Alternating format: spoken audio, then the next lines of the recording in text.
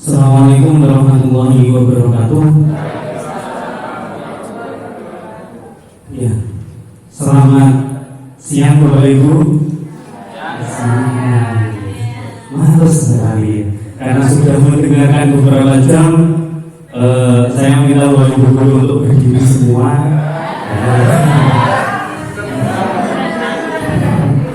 Nah, kalau saya bilang semangat pagi, jawabannya apa Bapak Ibu?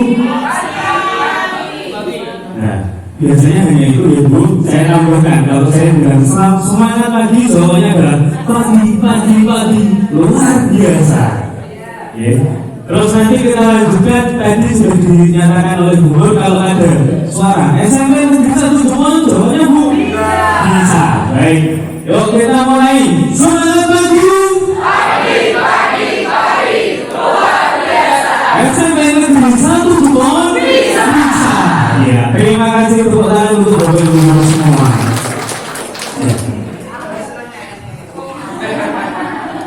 Ya, untuk mengawali kegiatan yang sangat padat sekali ini, moga bisa diunjuk.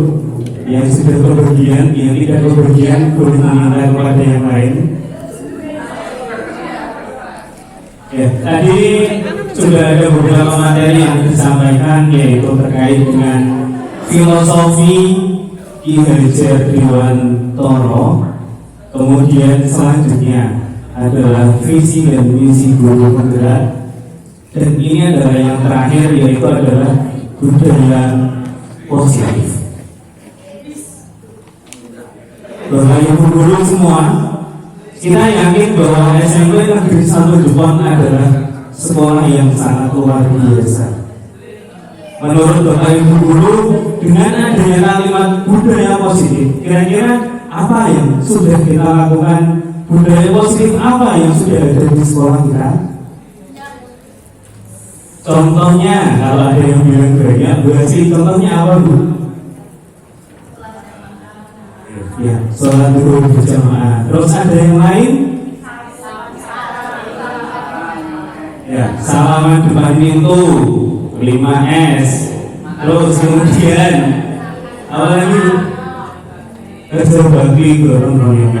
Itulah yang dinamakan adalah budaya positif. Dan sekolah kita sudah berhasil melaksanakan budaya positif. Berarti selesai.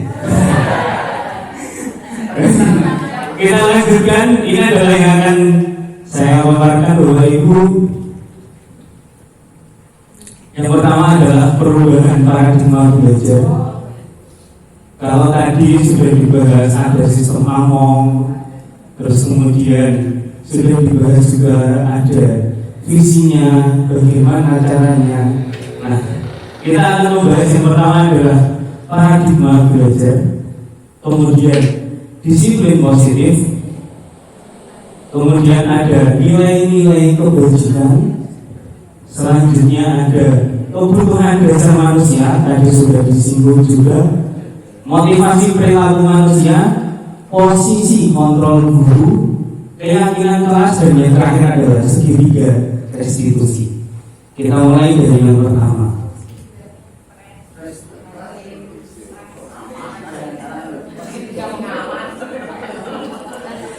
Ya, yang pertama adalah pembelajaran dengan paradigma baru. Tentu Bapak Ibu guru semuanya sudah membuka PMN, ya Bu. Apa itu PMN Bapak Ibu? Platform Merdeka Mengajar. Bapak Ibu sudah kenal, namanya ada berdiferensiasi. Apa itu berdiferensiasi? Mengerti? Nah, sebelum kita masuk ke sana Bapak Ibu, selama ini marilah kita refleksi pembelajaran yang sudah kita lakukan di kelas. Apakah pembelajaran yang kita lakukan itu berpusat pada murid atau berpusat pada guru? Ya, saya tanya dulu ke yang senior. Ternyata malah bapak saya sendiri yang senior. Saya bertanya kepada Pak Pujianto.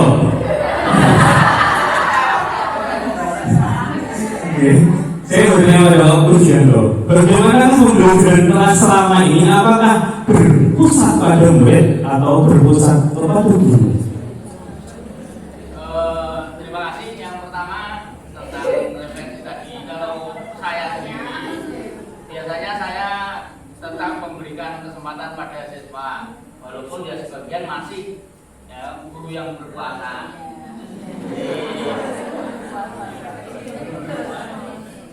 Berarti campuran antara berpusat kepada guru dan murid. Apakah Bapak Ibu guru semua satu SMP Depok seperti itu? Ada yang tidak? Nggak apa-apa Bapak Ibu, karena kita bisa saja. Oh, saya itu pembelajarannya masih berpusat pada guru.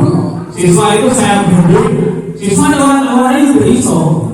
Mau siswa itu berlompok tak ya aku begini. Itu adalah pembelajaran yang berpusat kepada guru.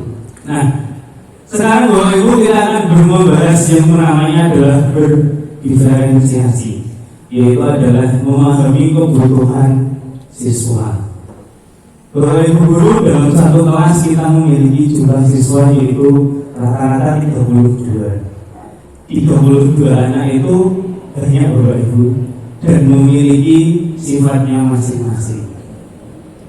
Selama ini kita pembelajaran selalu melakukan pembelajaran sesuai dengan apa yang kita inginkan atau apa yang siswa inginkan, Bapak Ibu. Yang kita inginkan. Padahal di dalam kelas biasanya siswa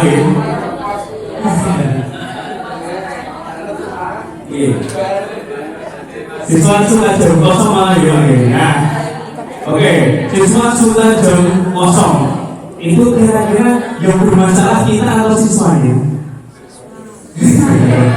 Kita pasti akan bilang siswanya orang dulu sinau kan, nah marilah kita mereferensi diri kita sendiri Bapak Ibu. Seperti ini tadi yang saya utarakan di awal, bahwa kira-kira selama ini kita melakukan pembelajaran itu apakah memperhatikan, oh siswa ini itu sukanya nek sinau ning dibanding tugas dari golek ide dan bisa menemukan sendiri. Oh siswa ini sukanya belajar itu kalau saya beritahu, oh itu gini ini, dan semua itu dalam satu kelas tentu akan berbeda-beda. Nah, untuk paradigma yang baru ini, karena kita mendapat tantangan yaitu adalah mewujudkan siswa yang bertanggung jawab, mandiri, sehingga bisa terwujudnya profil pelajar Pancasila, maka kita mau tidak mau Bapak Ibu harus mulai bisa mengakomodasi itu semua. Tidak bisa selamanya kita buat sistem pembelajaran yang diajarkan guru pada kita, guru saya dulu menganut. Hal-hal seperti itu sudah tidak bisa kita paksakan pada era yang sekarang, karena itu tadi alasannya bahwa setiap anak tadi sudah dibahas di perang tadi, ada yang pengennya sendiri-sendiri. Kita ini ada keinginannya petani. Kita petani dan tanaman kita tidak sama semua. Kalau kita masih bertekad bahwa anak-anak harus saya jadi pada semua, maka bibitnya jagung sama padi, ya tidak mungkin bisa Bapak.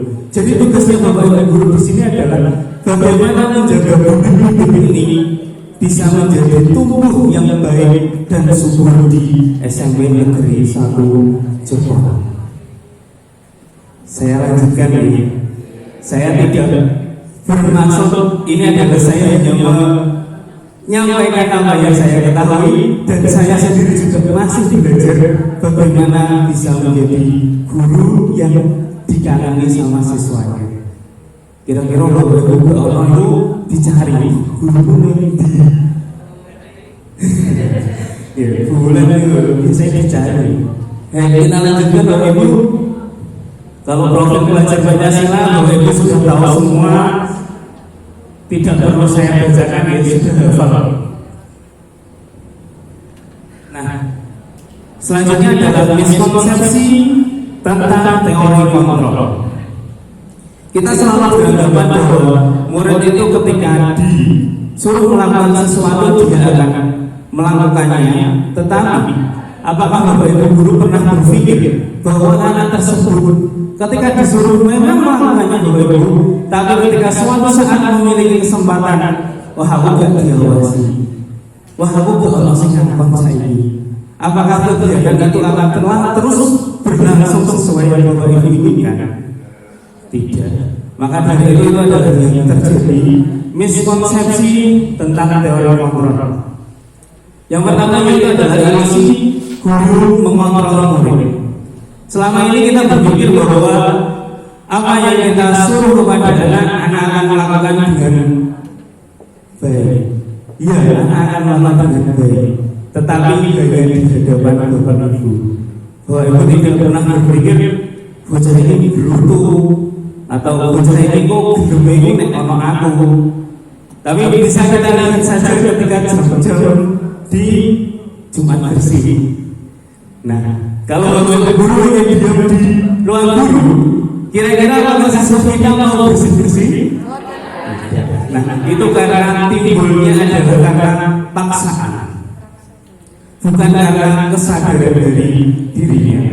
Kemudian ada ilusi bahwa kritik dan membuat orang merasa bersalah dapat menguatkan karakter.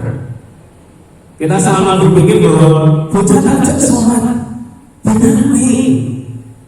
Tapi ketika anak itu tidak sadar dengan dirinya sendiri, tujuan sholat itu apa?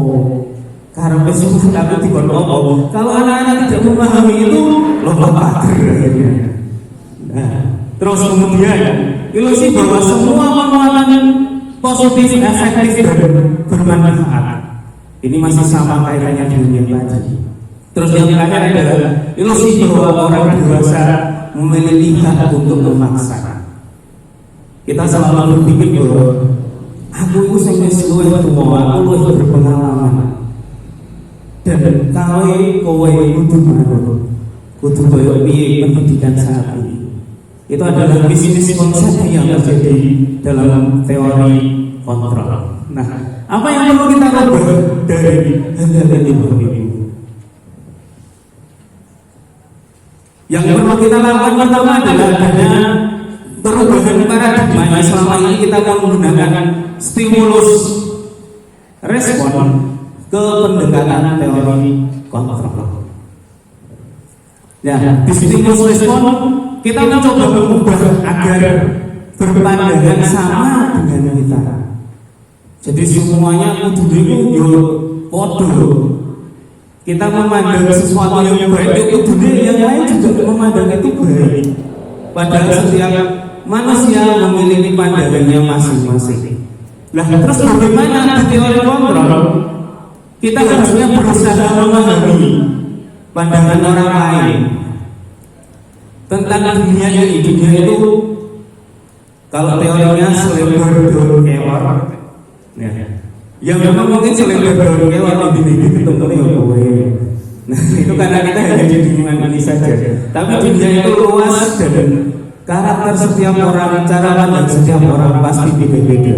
Jadi kita tidak boleh memaksakan pandangan yang sama dengan apa yang kita pandang.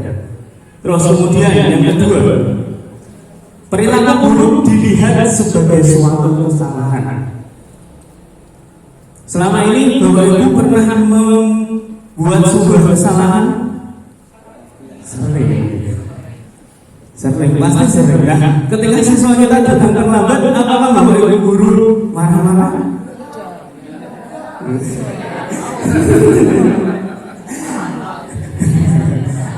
Kalau kita terlambat, kalau kita dimarahi, seperti itu Bapak Ibu. Jadi memandang sesuatu yang buruk itu kalau di stimulus respon adalah sebuah kesalahan. Tetapi ada teori yang mengatakan bahwa apa? Ya, semua perilaku itu punya tujuan. Terus juga ada kesalahan adalah guru, terbaik. Kita lanjutkan yang ketiga. Di stimulus respon orang lain bisa mengontrol kita. Jadi di stimulus respon kita berpikir bahwa anak ini bisa kita kontrol, tetapi kenyataannya bahwa tidak bisa Bapak Ibu. Anak tidak akan bisa kita kontrol karena mereka juga memiliki keinginan, memiliki 5 dasar yang diungkapkan di bab 2 tadi. Terus kemudian di stimulus respon pemaksaan ada pada saat bujukan gagal. Nah, kita membujuk. Ini kayaknya saya suka paling trending itu saat ini adalah sholat. Kita membujuk anak, ayo sholat, gagal. Orang sing lompat pagar. Terus akhirnya kita yang malah juga. Kok kudu sesuk apa? Terus kok kudu sesuk apa? Nah, itu adalah kita memaksakan. Nah, seharusnya apa? Seharusnya adalah adanya kolaborasi, konsensus menciptakan pilihan-pilihan baru. Ketika kita mengajak sesuatu kok gagal, nah kita tanya coba apa yang dia inginkan untuk perilaku yang kita anggap baik tadi, untuk mencapai sebuah tujuan yang kita anggap nilai itu baik. Nah, kalau di stimulus respon model berpikirnya adalah menang kalah. Kalau di teori kontrol model berpikirnya adalah menang-menang. Kita sering berkata bahwa adanya win-win solution. Nah, itu kan win-win itu apa? Iya, adanya adalah kemenangan. Tidak ada yang namanya kekalahan.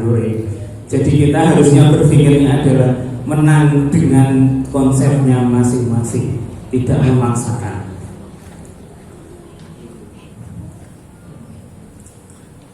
Nah, selanjutnya ini adalah disiplin positif.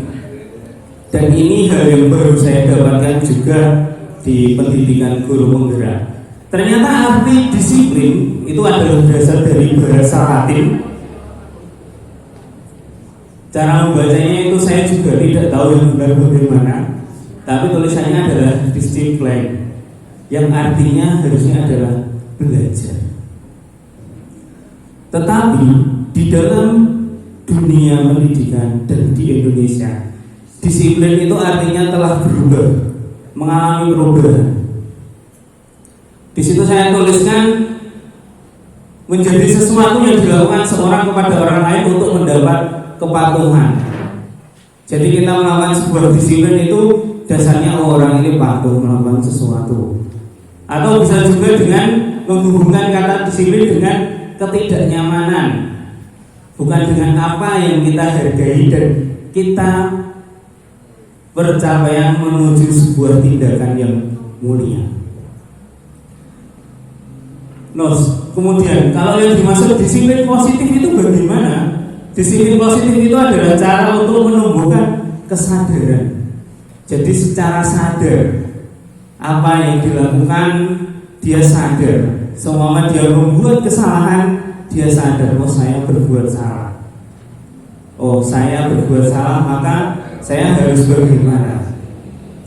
Nah, sebagai pendidik, tujuan kita adalah untuk menuntut murid memiliki disiplin diri sehingga mereka berperilaku pada nilai-nilai kebijakan universal. Kebijakan universal itu ada Bapak Ibu. Nilai-nilai termasuk di dalamnya ada profil pelajar Pancasila, itu adalah nilai-nilai kebijakan universal dan itu diakui pasti nilai yang baik. Kita lanjutkan. Ini adalah nilai-nilai kebajikan, nilai yang disepakati bersama lepas dari suku, bangsa, agama dan maupun latar belakang. Seperti yang saya ungkapkan tadi, bahwa profil pelajar Pancasila itu adalah nilai kebajikan. Tidak perlu saya baca, gitu. Terus kemudian ada Ibu Premier Years Program. itu juga memiliki nilai-nilai kebajikan dan semuanya hampir sama.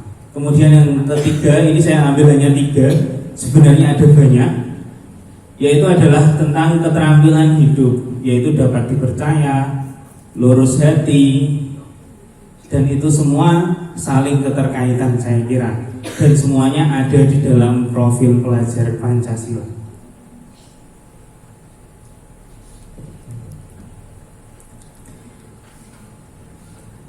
Ini adalah kebutuhan dasar manusia. Tadi sudah dibahas di bab 2, yaitu adalah segala sesuatu yang kita lakukan untuk mendapatkan apa yang kita inginkan. Saya percepat. 5 kebutuhan dasar manusia tadi sudah disinggung. Yang pertama ada bertahan hidup, kemudian kasih sayang, penguasaan, kebebasan, dan kesenangan. Dan 5-limanya ini harus terpenuhi. Kalau tidak terpenuhi, pasti akan terdapat gejolak. Maka ketika kita berhadapan dengan siswa, berhadapan dengan murid yang nakal, pasti ada dari 5 kebutuhan itu yang tidak terpenuhi.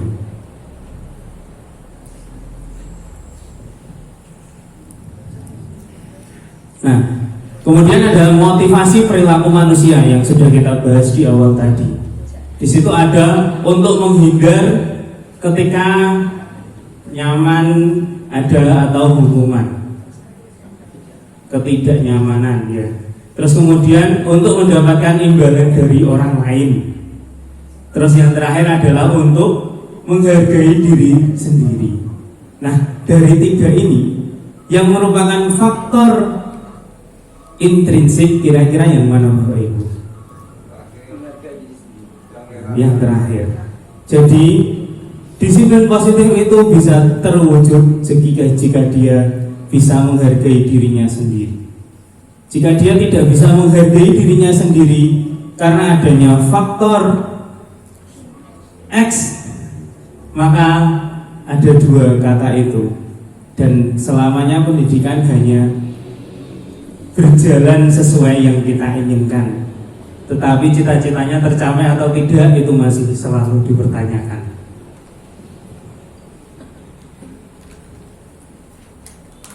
Nah, dari tadi adanya dari faktor intrinsik ya. Kemudian kita akan memahami motivasi perilaku manusia. Bapak Ibu sudah sering melakukan ini kepada murid. Mungkin hanya istilahnya saja yang mungkin Bapak Ibu baru ada. Oh, ada namanya restitusi. Bapak Ibu sudah pernah dengar restitusi? Ya, yang pertama hukuman. Kita sudah sering mendengar kalau hukuman nih. Nah, kalau hukuman tidak perlu saya jelaskan. Hukuman itu terjadinya pasti tiba-tiba. Kita tahu ada sesuatu, kita hukum anak itu adalah hukuman. Disuruh apa itu hukuman. Terus kemudian konsekuensi. Kalau konsekuensi ini lebih manusiawi daripada hukuman. Konsekuensi itu adalah berdasarkan aturan yang sudah ada. Kalau di sekolah kita ada namanya tata tertib. Terus yang terakhir adalah restitusi. Apa itu restitusi? Restitusi adalah proses menciptakan kondisi bagi murid untuk memperbaiki kesalahan. Proses kolaboratif yang mengajarkan murid untuk mencari solusi dari masalahnya sendiri. Nah, karena ini istilah yang baru, tapi kalau kita nanti mendalami ini, pasti Bapak Ibu sudah terbiasa. Oh, sing dimaksud jebule ngono. Kita lanjutkan saja ya. Apa yang membedakan ketiga ini? Nah, untuk melihat yang membedakan dari ketiga itu, di sini kita memiliki 5 posisi kontrol, Bapak Ibu. 1. Nah, yang ini harusnya ada penghukum, Bapak Ibu. Kemudian yang kedua adalah pemantau. Yang ketiga adalah pembuat merasa bersalah. Kemudian yang keempat ada teman, dan yang terakhir adalah sebagai manajer. Kira-kira selama ini ketika kita menghadapi masalah dengan anak, kita memposisikan diri di sebelah mana, Bapak Ibu? Bu Juwani diposisikan, Bu? Oh, manajer. Pak Sukir di posisi apa, Pak?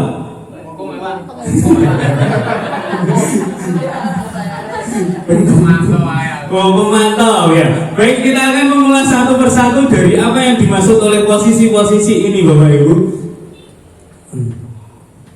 Kita bahas, ini ada satu contoh kasus, yaitu ketika anak pada waktu upacara tidak membawa atribut yang lengkap.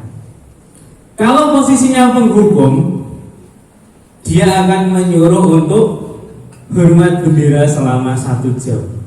Sesuai dengan tadi, penghukum itu tidak ada di aturan langsung digawe-gawe saat itu juga. Lari keliling lapangan.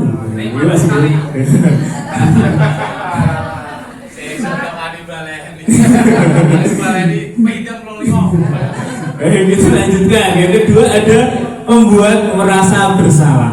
Jadi membuat murid tadi merasa bersalah dengan apa yang dilakukan. Maka seringnya kata-kata yang muncul adalah, berapa kali Bapak harus memberitahu kamu selalu saja mengecewakan. Terus kita lanjutkan. Kasusnya masih sama. Selanjutnya adalah posisinya sebagai teman. Kalau sebagai teman ini kan biasanya lebih halus karena sebagai temannya. Tapi ibu pasti gak suka. Aku anggap moncomu. Ya, ayo dong ikuti aturan sekolah. Tolong bantu Bapak ya sekali ini ya. Sudah tidak apa-apa melakukan kesalahan maksudnya. Lain kali jangan sampai berbuat seperti itu lagi. Terus kemudian selanjutnya adalah sebagai pemantau. Kamu sudah melanggar aturan sekolah, kamu tahu konsekuensinya. Selesai upacara kamu membeli atribut di kopsis ya. Itu adalah pemantau. Jadi ada aturan yang sudah dibuat dan ketika dia tidak memiliki maka dia harus membeli. Nah, yang terakhir Bapak Ibu posisinya adalah sebagai manajer seperti Bu Juwani. Ya, posisi sebagai manajer maka akan ditanyakan terlebih dahulu. Oh, kamu tidak pakai atribut kenapa? Kira-kira bagaimana cara memperbaiki hal yang dilakukan karena dia tidak memakai atribut? Jadi bagaimana cara kamu memenuhi atributmu? Apa yang akan kamu lakukan? Nah, itu adalah posisinya sebagai manajer. Nah, monggo Bapak Ibu silahkan posisikan dirinya kira-kira selama ini di posisi apa?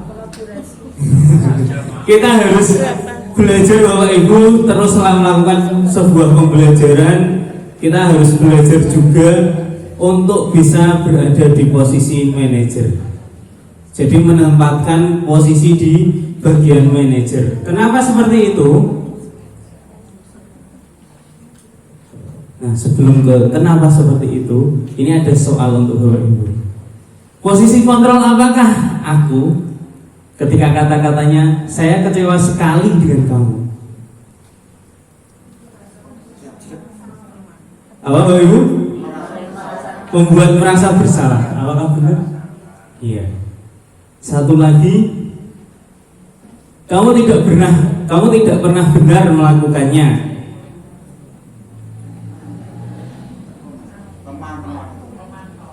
Teman atau pemantau tidak boleh dua ya, hanya satu milih, nggak boleh dua. Teman? Iya. Nah, sebelum kita melakukan itu semua, kita yang menyadari bagaimana bisa timbulnya disiplin positif di sekolah. Itu yang pertama harusnya ada keyakinan kelas. Mengapa keyakinan kelas bukan peraturan kelas? Ada Bapak Ibu yang mau menjawab? Pak Sukir, apa Pak? Kenapa keyakinan bukan peraturan Pak?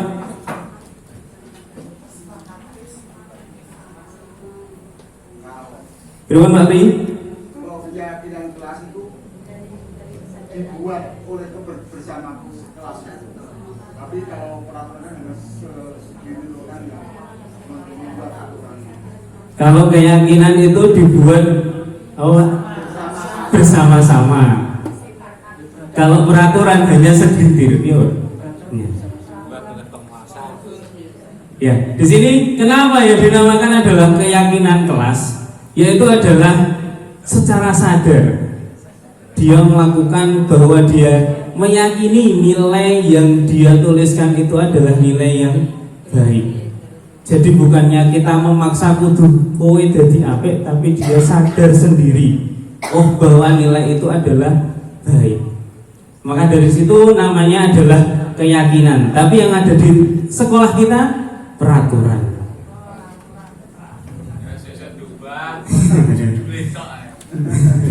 Gak bisa Pak. Kalau mengubah peraturan jadi keyakinan berarti kita harus mengumpulkan satu sekolahan sama-sama meyakini bahwa tata tertib ini kita yakin nilainya baik.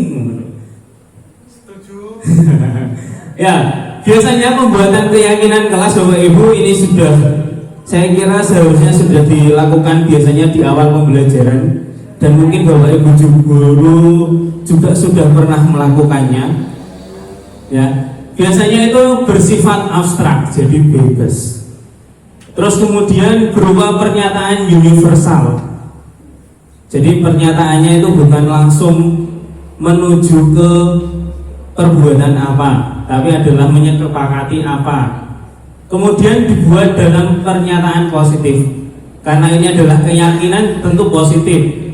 Kalau ada siswa yang meyakini perbuatan negatif, berarti kan tetap harus kita seleksi. Tentu Bapak Ibu tahu, ini kudune negatif kok dilebokno ning keyakinan kelas. Kemudian harusnya sedikit. Peraturan sekolah kita 3 lembar loh Pak Sugeng. Nah, ini kita buat dulu, Bapak Ibu, kita buat dari keyakinan kelas. Jadi ada nilai-nilai yang harus mereka yakini bahwa nilai itu adalah baik. Dia secara sadar sendiri, nilai itu adalah baik, bukan kita yang memaksakan. Jadi sedikit saja biar mudah diingat. Kemudian sesuai dengan kondisi kelas atau lingkungan sekolah kita. Kita tidak boleh menyamakan sekolah kita dengan sekolah lain. Ning kono iso kok, ning kene gak iso. Gak bisa. Karena kita punya lingkungan yang mendukung. Terus kemudian dan semua warga sekolah harus terlibat dalam pembuatan. Kalau kita di dalam kelas berarti semua murid itu harusnya terlibat. Nah, bagaimana cara membuat ini? Kalau saya biasanya membuatnya dengan aplikasi Bapak Ibu, dengan Padlet. Itu kayak sticky note tapi versi online. Bapak Ibu tahu sticky note ya? Kertas apa gitu? Saya kalau membahas itu susah. Kertas warna-warni yang kotak kecil-kecil itu. Apa itu namanya Bapak Ibu? Beda biasanya. Kalau original 5x5. Iya, yang ada lemnya. Nah, itu biasanya nanti anak menuliskan apa saja yang mereka ingin sepakati di dalam kelas. Saya pinginnya 15 menit pertama itu jam kosong Pak. Bisa saja kan kalau kita mau memasukkan ya sesuai dengan apa yang kita sepakati dengan siswa, dengan murid tadi. Jam kos. Ya. Sampai yang terakhir yaitu adalah segitiga restitusi. Bagaimana kita menyelesaikan masalah yang ada pada siswa. Pasti ada beberapa siswa kita yang memiliki masalah. Nah, cara penyelesaiannya harusnya adalah dengan segitiga restitusi ini, Bapak Ibu.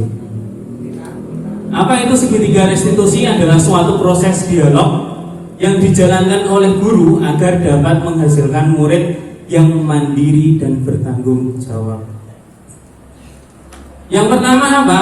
Pertama itu yang di bawah, yaitu adalah menstabilkan identitas.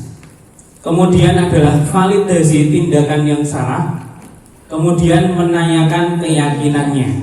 Tadi kan sudah dibuat keyakinan kelas tadi. Dia jadikan sudah meyakini bahwa nilai itu benar. Kita bahas satu persatu. Yang pertama adalah menstabilkan identitas. Ini bermula berdasarkan dari prinsip membuat kesalahan adalah bagian dari proses pembelajaran. Jadi semua orang pasti pernah berbuat salah, dan tidak ada manusia yang sempurna.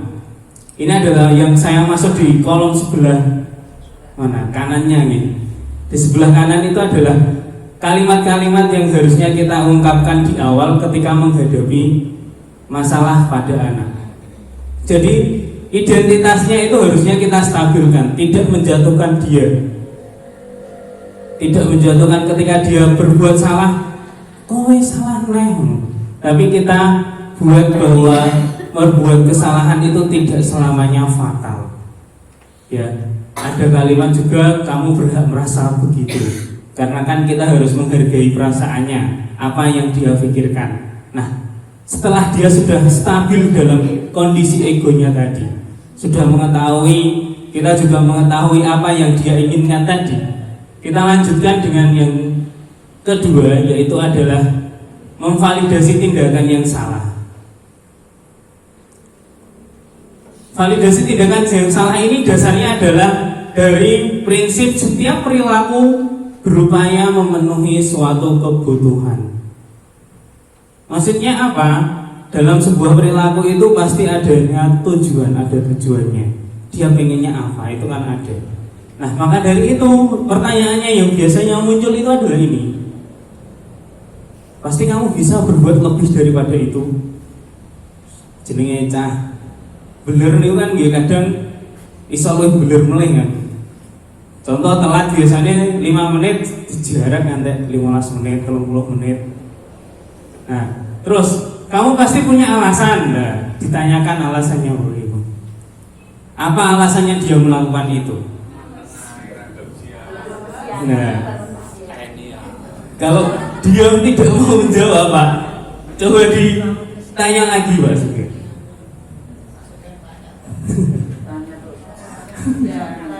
Ya, kamu boleh mempertahankan sikap itu, tapi kamu harus menambahkan sikap yang baru. Jadi kalau terlambat, itu kayaknya sudah tidak ada sikap yang baru lagi, karena harus memperbaikinya, harus datang tepat waktu, itu tidak bisa ditolerir. Terus kemudian dilanjutkan yang tindakan terakhir, yaitu adalah menanyakan keyakinannya. Kalau tadi contohnya adalah siswa yang terlambat, bagaimana menanyakan keyakinannya? Ini dasarnya adalah dari teori kontrol, bahwa pada dasarnya kita termotivasi secara intrinsik tadi. Jadi kita harusnya membuat siswa itu memiliki motivasi dari dalam dirinya, bukan karena pengaruh kita. Silakan ditanyakan keyakinan kelasnya apa. Kalau datang terlambat kira-kira hubungannya sama apa? Tindakan apa? Disiplin dia. Nah, kemudian nilai yang disepakati adalah disiplin. Kira-kira dengan hal yang dilakukan itu seperti apa yang dia inginkan seharusnya? Oh Pak, pembelajaran itu harusnya mulai ini jam 8. Nah, itu berarti kita saring. Apakah sekelasnya sepakat pembelajaran dimulai jam 8? Siap. Terus kita lanjutkan. Kalau dia melakukan sebuah kesalahan, ditanyakan, ingin menjadi orang yang seperti apa? Ditanyakan, cita-citanya itu pengennya jadi apa? Oh, cita-cita saya nggak tahu Pak, nggak punya cita-cita. Yowes mulai aja dari cita-cita. Ya, tetap ini harus ditanyakan Bapak Ibu. Jadi kita akan mengetahui, menggiring anak itu bisa berpikir apa yang dia inginkan. Karena tadi kita sudah mencoba menstabilkan emosinya terlebih dahulu. Jadi kita panggil, kita stabilkan ya identitasnya, bahwa berbuat kesalahan itu bukan sesuatu yang fatal, dan semua orang pasti pernah berbuat kesalahan. Kemudian pasti dia akan tergiring setelah ditanya apa yang dia inginkan, kemudian cita-citanya apa, itu pasti akan tergiring. Nah, nanti tinggal kita melanjutkan memberikan apa tindakan yang ingin diperbaiki setelah sadar bahwa tindakan itu salah.